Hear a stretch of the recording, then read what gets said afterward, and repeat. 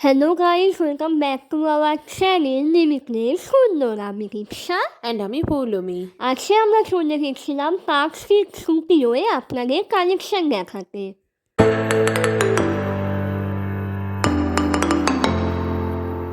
collection আমাদের মোটামুটি লেগেছে